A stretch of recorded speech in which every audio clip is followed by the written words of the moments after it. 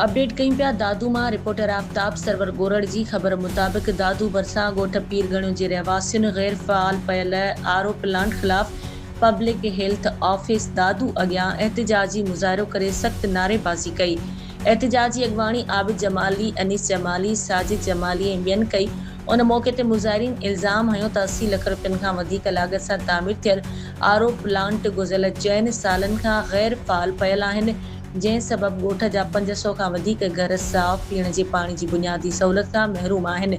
उन्हनि जो त ख़राब पाणी वापराइण सबबि इलाइक़े में मुख़्तलिफ़ बीमारियूं पखिड़िजण जो ख़दशो वधी वियो आहे। एहतिजाज कंदड़नि चयो त हू केतिरा ई भेरा लाॻापियल ऑफिसुनि जा चकर काटे चुका आहिनि, पर खेनि रुॻो ख़ातिरियूं ऐं दिलासा ॾिना विया आहिनि, जॾहिं त अमली तौर आरओ प्लांट खे फ़ाल करण लाइ के बि क़दम नाहिनि खयां विया। मुज़ाहिरीन आला अख़्तियारियुनि खां मुतालबो कयो त गैर फ़ाल आरओ प्लांट खे फ़ौरी तौर ते फ़ाल करे ॻोठ जे सवें ख़ानदाननि खे साफ़ ऐं महफ़ूज़ पीअण जो पाणी फ़राहम कयो वञे। ॿी सूरत में एहतिजाज जो दाइरो वधायो वेंदो।